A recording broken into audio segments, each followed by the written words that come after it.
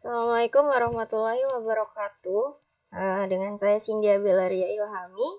Di sini saya akan menjelaskan tentang sistem informasi geografis. Berikut dengan pengertiannya, komponen, analisis, dan juga fungsinya. Kita lanjut saja. Jadi pokok pembahasannya itu dari yang 4 saya sebutkan barusan. Pengertian dari sistem informasi geografis. Jadi, yang berasal dari gabungan 3 kata, yaitu ada sistem, informasi, dan juga geografis. Dari ketiganya dapat dipahami bahwa sistem informasi geografis adalah penggunaan sistem yang berisi informasi mengenai kondisi bumi dalam sudut pandang keruangan. Jadi singkatnya, SIG merupakan sistem yang berfungsi untuk mengumpulkan, mengelola, menyimpan, dan menyajikan segala data yang berkaitan dengan kondisi geografis suatu wilayah.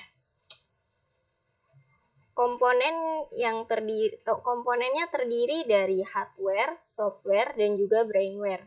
Di mana hardware perangkat lunak itu ada contohnya seperti CPU, monitor, printer.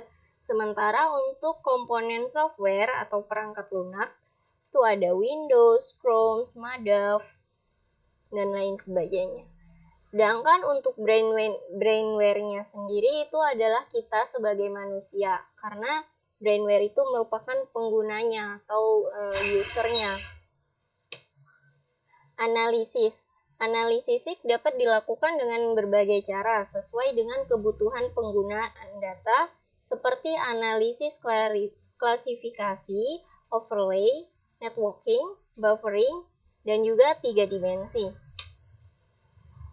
Yang pertama ada analisis klasifikasi, yaitu adalah suatu proses pengelompokan data ke ruangan spasial. Contohnya dalam klasifikasi pola tata guna lahan untuk permukiman, pertanian, perkebunan, atau hutan berdasarkan analisis data. Yang kedua ada analisis overlay, yang merupakan proses untuk menganalisis dan mengintegrasikan atau tumpang tindih 2 atau lebih data ke ruangan yang berbeda. Contohnya dalam analisis daerah yang rawan erosi dengan menggabungkan data ketinggian, jenis tanah, dan juga kadar air. Ketiga ada analisis networking. Analisis ini bertitik tolak pada jaringan yang terdiri dari garis-garis dan titik-titik yang saling berhubungan. Analisis networking seringkali dipakai dalam sistem jaringan telepon, kabel listrik, pipa minyak atau gas, maupun pipa air minum atau saluran pembuangan. Nomor 4 ada analisis buffering. Analisis ini menghasilkan penyangga sebagai penyangga berbentuk lingkaran atau poligon yang meliputi suatu objek sebagai pusatnya. Dengan menggunakan analisis buffering, kalian bisa mengetahui beberapa parameter objek dan luas wilayahnya.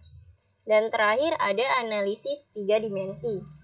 Analisis ini digunakan untuk memudahkan pemahaman karena data visualisasinya di dalam bentuk 3 dimensi. Penerapannya bisa digunakan untuk menganalisis daerah yang rawan terkena bencana. Kemudian fungsi dari SIG itu sendiri, yaitu satu untuk inventarisasi sumber daya alam, di mana manfaat ini adalah untuk mengetahui persebaran berbagai sumber daya alam, misalnya minyak bumi, batu bara, emas, besi, dan barang tambang lainnya. Dan juga bisa untuk mengetahui kawasan lahan potensial dan lahan kritis. Dan juga untuk mengetahui kawasan lahan pertanian dan perkebunan.